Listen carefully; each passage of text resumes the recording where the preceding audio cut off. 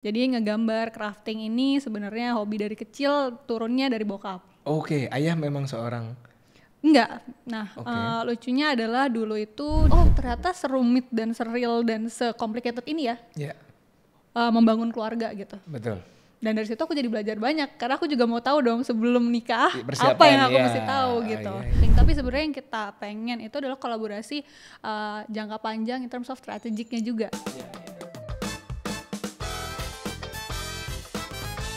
Halo, selamat datang kembali di Cikal Bakal Podcast. Saya Anin Rahmana dan hari ini saya kedatangan Sabrina Astrilia, SDS MSC. Seorang co-founder dari aplikasi Kita App, PT Kita Keluarga Indonesia yang saat ini sudah di-download lebih dari 50.000 download. Selamat datang Sasha. Thank you, panjang banget intronya ya, makasih banyak. Ya. Thank you for having me hari ini. Senang sekali sudah bisa mampir jauh-jauh ke sini dan hari ini kita mau banyak bahas perjalanan Sasha dari kecil sampai sekarang udah bisa jadi co-founder dari aplikasi Kita App. Yang sebelumnya juga aktif untuk mendesain ya di berbagai agency dan company gitu.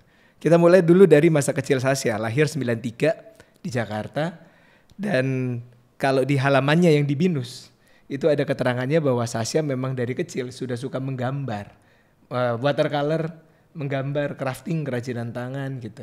Apa yang bikin aktivitas itu menyenangkan waktu masih kecil? Ini risetnya jauh ya, panjang dan deep banget nih, sampai dari TK sampai dari masuk Binus gitu ya. Lumayan ya. Lumayan ya. Dari dulu sih sebenarnya hobi. Balik lagi. Jadi ngegambar crafting ini sebenarnya hobi dari kecil, turunnya dari bokap. Oke, ayah memang seorang. Enggak. Nah, lucunya adalah dulu itu dia tidak direstui lah sama orang tuanya untuk pursue ke karir kesenian. Oke. Jadi salah satu yang bisa diturunin sama dia cuma aku aja nih anaknya gitu. Berangkat dari sana jadi suka sama seni. I see. Nah jadi waktu kecil akhirnya udah mulai diperkenalkan lebih dini lah ya tentang kesenian itu yang akhirnya banyak ngulik. Pernah ikut lomba-lomba gitu waktu itu? Sering, dulu ikut lomba tuh sering. Jadi kebetulan nyokap itu juga support ya sama hal-hal kayak gini lah. Jadi dari dulu itu pertama dia tahu anaknya bisa ngegambar karena pas sekolah di Australia itu gue ikut kelas menggambar.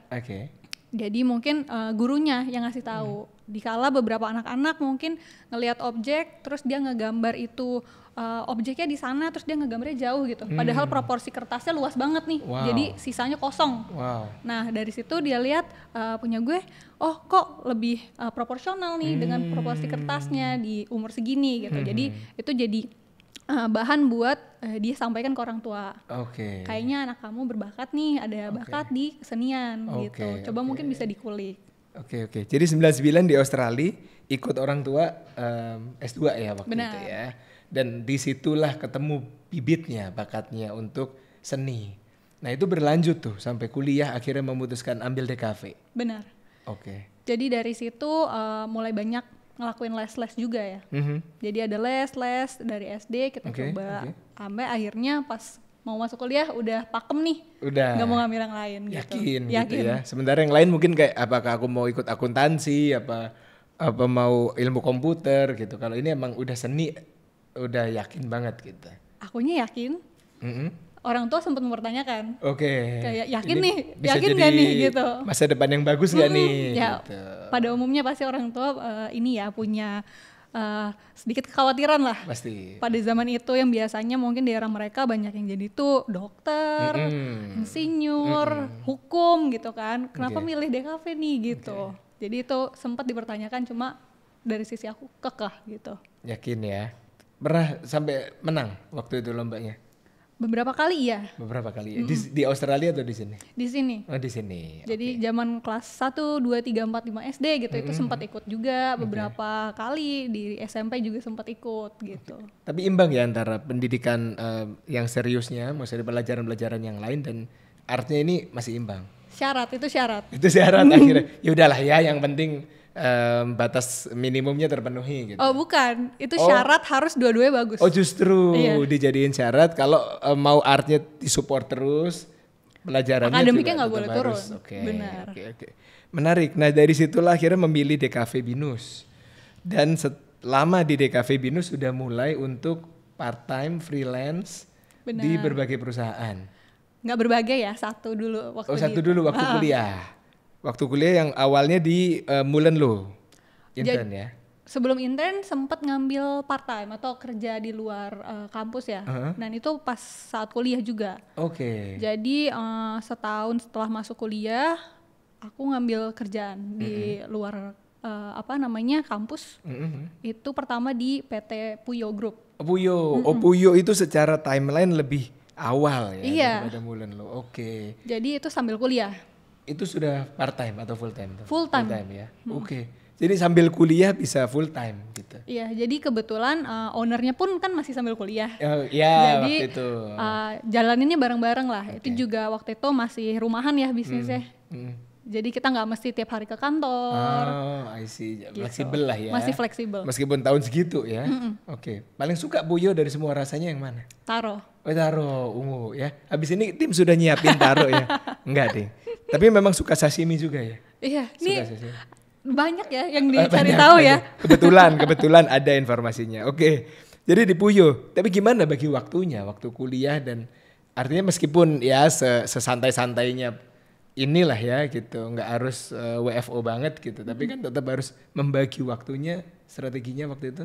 Iya benar sih, awal-awal mungkin masih bingung ya namanya baru masuk kuliah.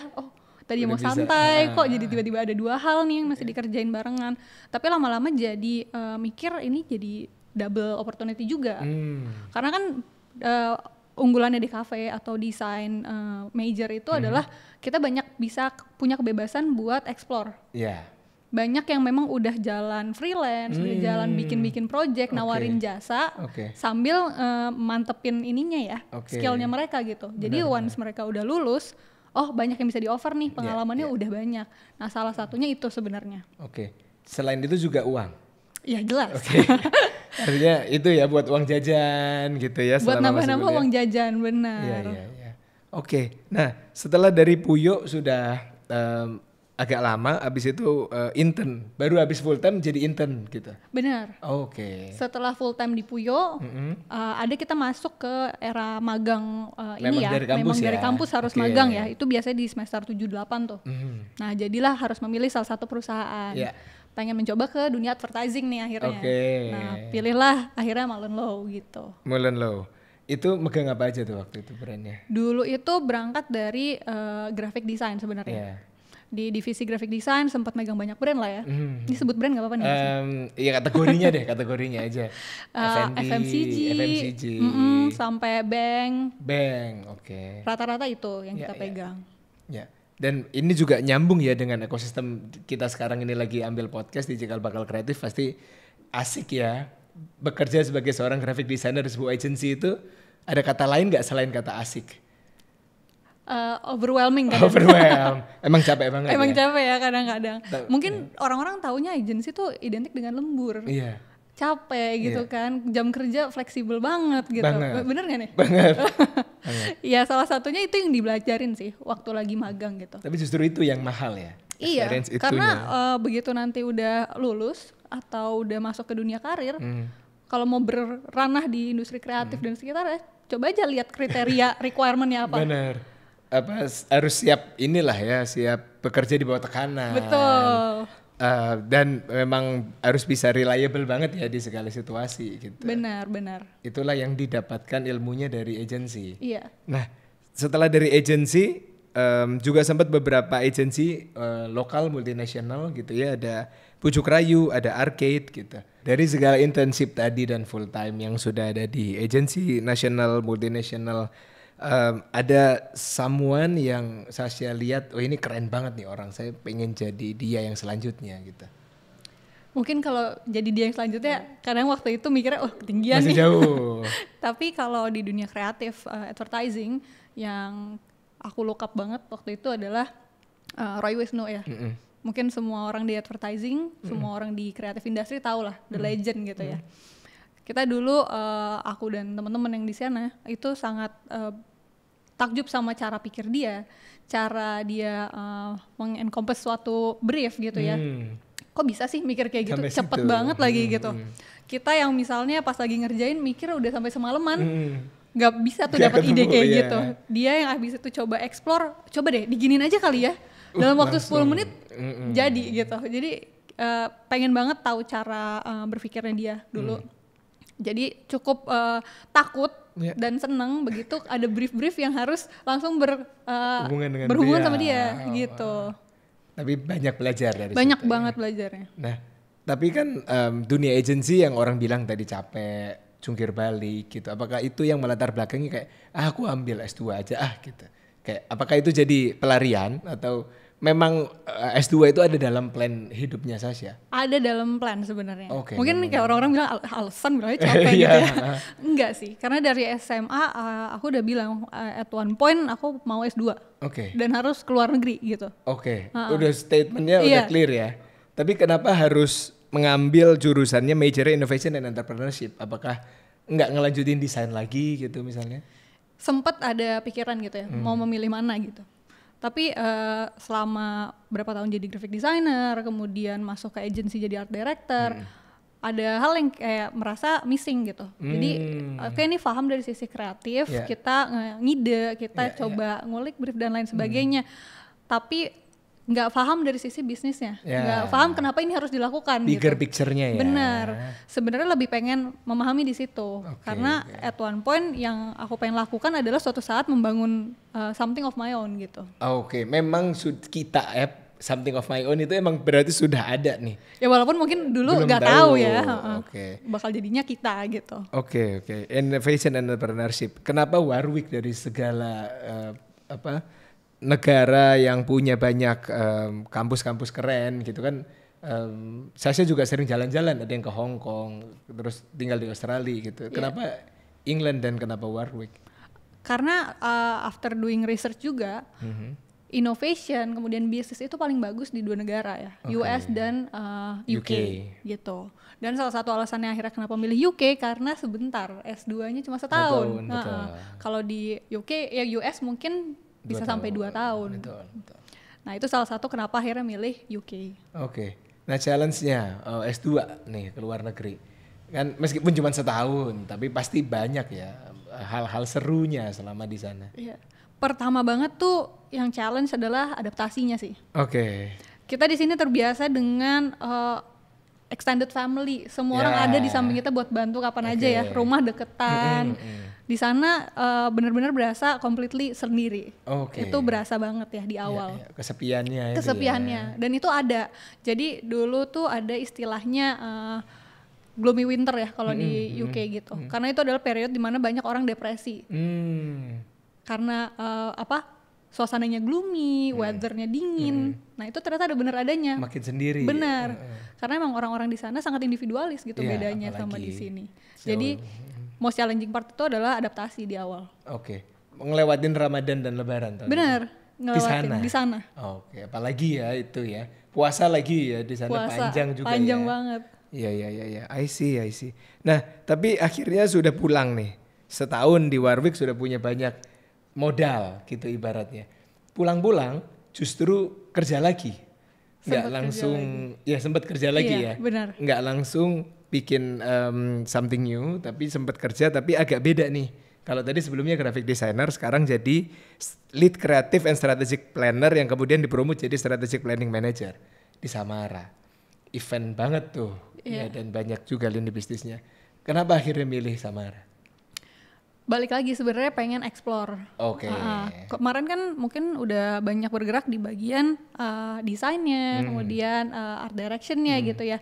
Ini dapat kesempatan buat nge-strategize suatu konsep kreatif. Dan dari dulu sempat pengen deh jadi planner gitu ya.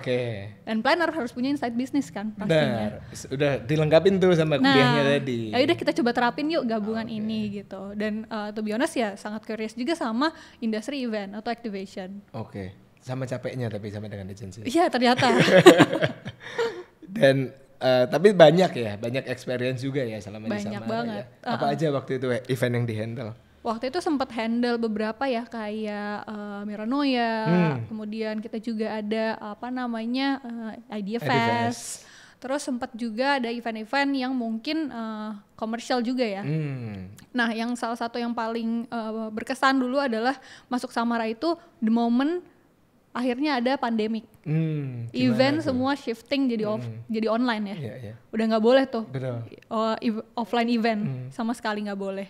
Jadi di situ gimana tuh kita muter otak, akhirnya kita bikin suatu platform namanya jagat.live. Itu benar-benar cara baru lah kita bikin dan terapkan gitu ya, yang harapannya bisa jadi novel idea buat activation gitu. Dan banyak brand-brand besar Astra juga pakai jagat.live itu ya? Iya. Oke. Itu selama di situ Sasha 2 tahun 3 tahun? 2 tahun. 2 tahun ya di Samara Live. Nah baru tuh timelinenya antara Samara dan menikah dan punya anak. Menikah di 2021, punya anak di 2023. Jadi menikah dulu baru Samara baru punya anak. Samara dulu menikah baru punya anak. Jadi Samara selesai 2021, menikah di akhir 2021. Benar. Dan punya anak di 2023 namanya Atlas. Benar.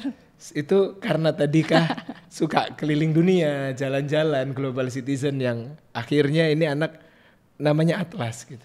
Ya itu salah satu alasan ya, orang banyak nanya kenapa namanya Atlas gitu ya, kenapa nggak siapa gitu kan yang sekarang ya gaya-gaya anak sekarang. Sebenarnya karena ya tadi filosofinya pengen dia satu wawasannya luas, dua ya tadi bisa punya eksplorasi kesempatan eksplorasi dunia gitu, buat apa namanya ya bertemu banyak orang, learn many things gitu kan. Dan harapannya ya tadi dia itu sebenarnya pesannya buat kita sebagai orang tua adalah ya dia itu adalah dunianya kita gitu. I see, bagus sekali ya. Dia itu adalah dunianya kita, jadi dia itu atlasnya kita gitu. Menyenangkan sekali. Nah itulah apakah Atlas itu yang akan menjadi inspirasi cikal bakalnya atau awal mulanya untuk bikin kita. Karena kalau nggak salah kita app itu di 2022, Atlasnya baru ada di 2023. Nah benar. Apakah itu kayak kayaknya pengen deh punya aplikasi nanti kalau saya jadi seorang ibu udah punya anak itu ada aplikasi yang membantu gitu. Nah itu prosesnya gimana cikal bakalnya ada aplikasi kita?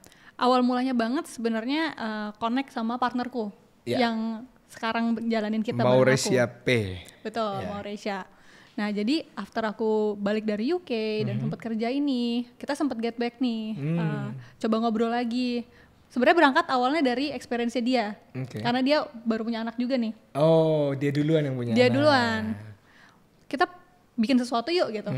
Biasalah baru pulang dari punya ide nih, ayo dong gitu. Dan dia pun merasakan yang sama dan dia melihat ini something yang dilihat dari experience dia menjadi seorang ibu dan parenting gitu ya. Kok pas menjalani ini banyak missing partnya ya? Kok banyak kayak aku harus nyeplok sana sini ya? Kok harusnya yang journey yang terasa sangat-sangat mudah dan beautiful dan happy ini jadi banyak missnya.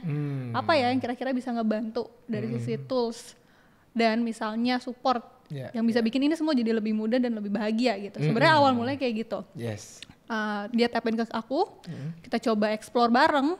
Nah di situ kan aku mungkin belum terlalu get the feeling gitu. Tapi kita coba research lah. First and foremost kita akses lah semua teman-teman dan lini kita juga, dan yang saat itu semua orang lagi pada zamannya nikah, tunangan, baru punya anak, jadi sangat relate dengan marketnya. Kita coba ngobrol banyak, ternyata aku belajar banyak juga. Oh ternyata serumit dan seril dan secomplicated ini ya, membangun keluarga gitu. Betul. Dan dari situ aku jadi belajar banyak, karena aku juga mau tahu dong sebelum nikah apa yang aku mesti tahu gitu. Nah ini jadi basis aku membentuk sih kita sendiri. I see. Nah itulah akhirnya terbentuklah kita, ekosistemnya keluarga Indonesia yang membahas tentang kehamilan, parenting, dan family time. Kenapa namanya kita? Sebenarnya sesimpel kita itu us gitu ya. Jadi kalau sekarang mungkin banyak platform-platform yang ngomong ibu, moms dan lain-lain. Kita mau membentuk sesuatu bahwa ini tuh journey nggak sendirian loh. Nggak bisa moms aja gitu. Keluarga itu ada bapaknya, ada anaknya, ada momsnya gitu. Itu kita. Betul. Jadi kita itu adalah journey bersama gitu. Kan banyak ya kayak ada ayah ASI, ibu pintar, Ibu Pedia dan kawan-kawannya. Nah kalau ini kita ya ibu ya anak ya bapak. Betul. Karena kan bikinnya berdua. Benar. Jangan ngurusnya cuma ibunya doang. Benar. Punya kewajiban untuk itu. Benar. Menarik ya. Nah jadi kalau sekarang kita sudah punya 50.000 downloads. untuk para ibu-ibu di luar sana yang sudah bisa baca-baca artikel, sudah bisa punya tudu bareng sama suaminya, dan bisa melihat tumbuh kembang dan banyak lah ininya. Prosesnya gimana? Dari 2022 sampai sekarang, setahun jalan, sudah setahun umurnya berarti ya? Udah 2 tahun hampir. Udah 2 tahun hampir ya. Gimana ups and downs-nya kita dengan aplikasi kita? Pastinya banyak banget karena kita sama-sama baru ya terjun di sini gitu. Kita mau membuat sesuatu solusi yang mungkin kita juga belum tahu apakah beneran dibutuhin nggak sih market fit gak nih? Iya, produk market fit kan. Sebenarnya orangnya beneran butuh nggak? Market kita beneran perlu nggak gitu. Nah itu yang jadi ini ya, challenge terus-menerus yang harus kita coba selesaikan dan fulfill juga. Dan itu masih berjalan pastinya. Iterasinya sampai sekarang terus ya? Akan terus berlangsung gitu. Oke. Kayak di awal apakah kita fokus ke kehamilannya? Ya fokusnya kemana ya? Ya, terus begitu kita lihat, oh ternyata ini bigger than that. Ini family kan, family connection, family solution gitu. Makanya peran si bapak ini harus banget masuk ke sini gitu. Makanya jadi sebuah family planner gitu kan. Jadi itu adalah iteration yang kita lakuin terus-menerus lah. Iya. Dan memang nggak banyak ya aplikasi yang memang menyasar juga untuk si bapaknya juga. Gitu kan, bapaknya paling cuma dapat sepotong-sepotong informasi. Benar. Tapi nggak ada yang bisa connect dengan istrinya untuk menyamakan apa nih yang mau kita lakukan bersama ke depan gitu ya. Oke, respon dari bapak-bapaknya gimana?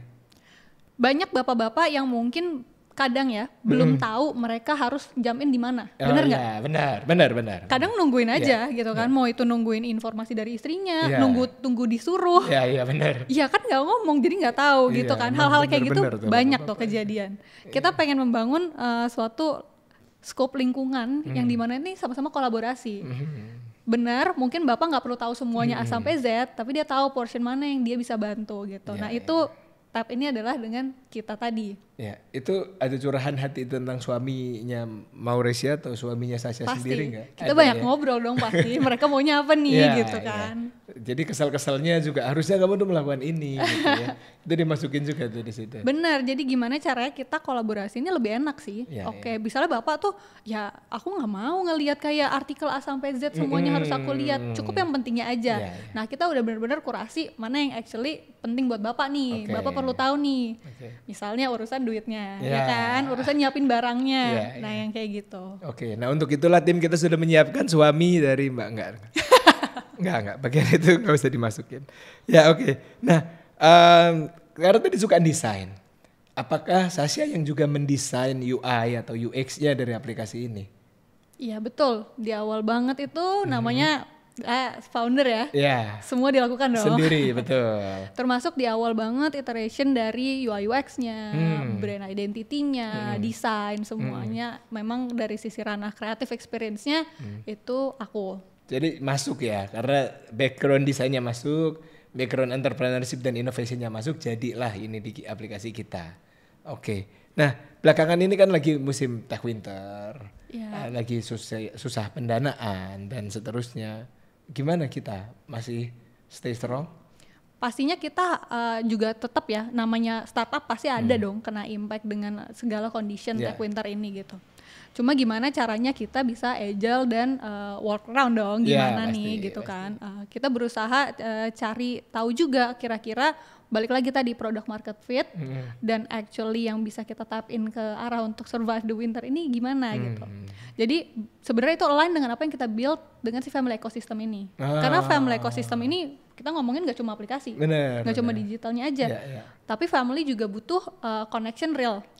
Which kita tapin ke kita Famfest kalau tahu ya. Ada acaranya, ada event. Jadi kita juga tapin ke event, entertainment for the family gitu. Yang di PIM itu ya? Kemarin di Urban Forest. Oh, yang di Urban Forest. PIM kita kolaborasi. Oke. Itu dia ya. Jadi artinya memang lebih dari sekedar itu, inovasinya jadi lebih banyak untuk bisa kasih value tadi ke keluarga. Benar. Sampai sekarang sudah berapa karyawannya? Kita itu sebenarnya nggak banyak ya. So far nggak lebih dari 10.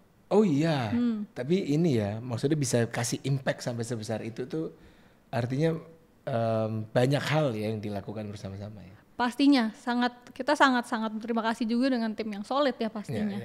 Ada masa-masa di mana kayak ini apa sih gitu, masa-masa lagi down, masa-masa lagi putus asa, apalagi kan tidak mudah ya untuk menjadi seorang entrepreneur dan juga sebagai seorang ibu gitu. Pernah ada di titik itu? Pernah, maksudnya itu bukan titik yang hanya kejadian sekali ya pastinya. Itu kan things yang kadang-kadang up and down itu terjadi terus-terusan gitu. Kadang up, kadang down, kadang up, kadang down. Seseneng itu, terus jatuh itu. Orang-orang di story entrepreneurship selalu melihat kayak, kok kurva tuh sekali doang turunnya. Enggak juga gitu kan, naik turun pastinya gitu. Dan itu suatu progress. Itu yang aku coba pelajarin dan pahamin gitu. Sukses itu nggak one time thing, down itu juga nggak one time thing. It's a progress ya. Jadi gimana caranya sebenarnya bisa survive throughout those progress sebenarnya gitu. Tetap itu ya. Nah, apa yang biasa dilakukan oleh Sasha? Kadang-kadang kita perlu take a step back dulu kadang ya. Perlu rehat mungkin.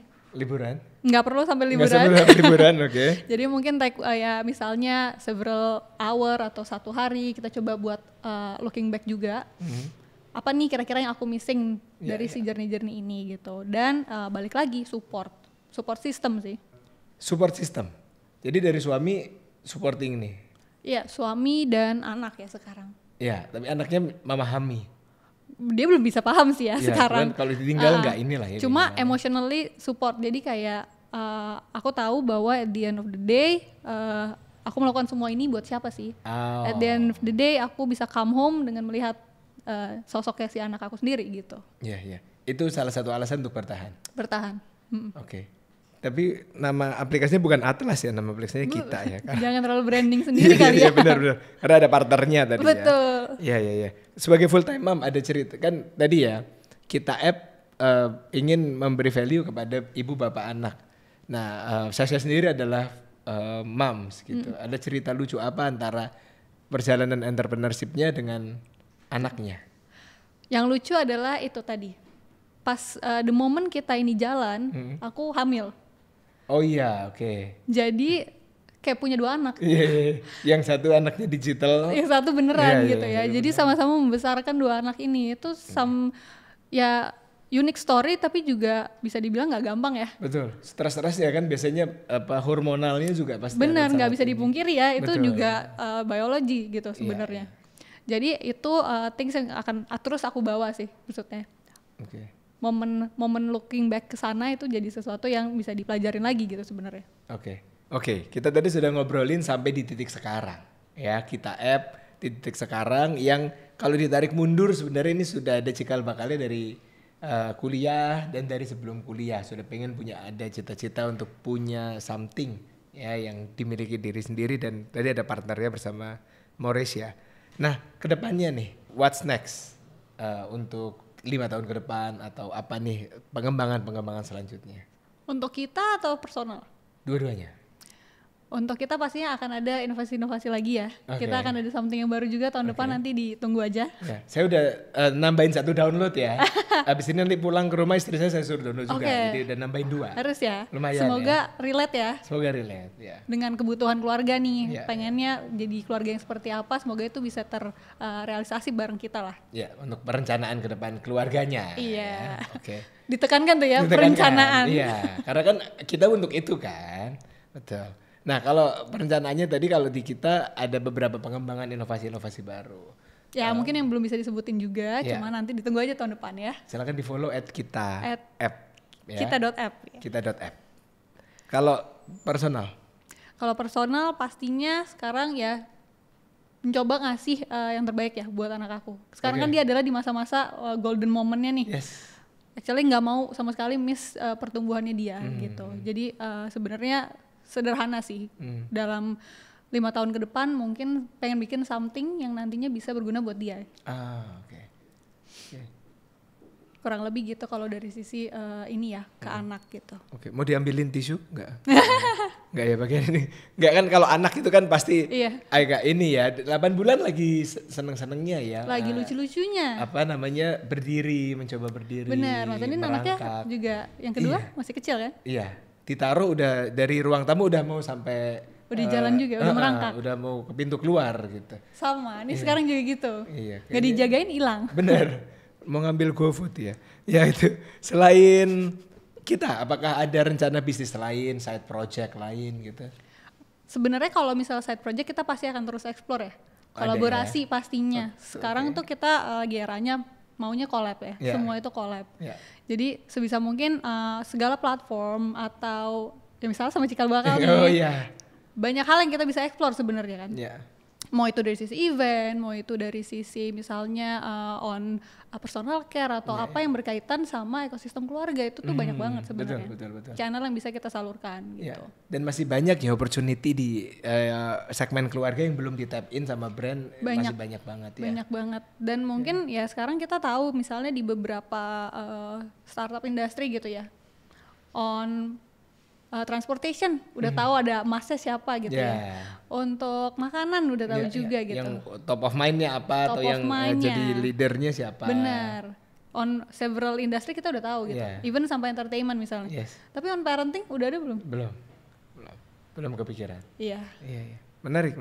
Collab sama influencer sama selebgram gitu.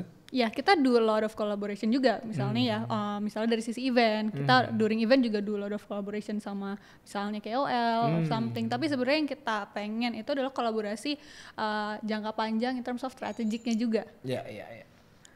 Kayak misalnya tap in kemana nih, kita bisa dari sisi venue-nya kah, atau tadi misalnya kita berangkat dari sisi menjahitnya. Yang kita mau selalu bilang adalah kita bukan mau exist head to head sama apa yang udah ada gitu ya. Tapi kita mau merangkul semua platform-platform dan tempat lain yang memang udah menyediakan solusi parenting juga. Kita exist untuk menjahit semua jadi ekosistem sebenarnya kayak gitu. Itu. Karena kan memang di era sekarang ini ngapain sih kita saling. Benar, ngapain head to head kalau bisa combine dan malah jadi lebih besar lagi, ya enggak? Betul.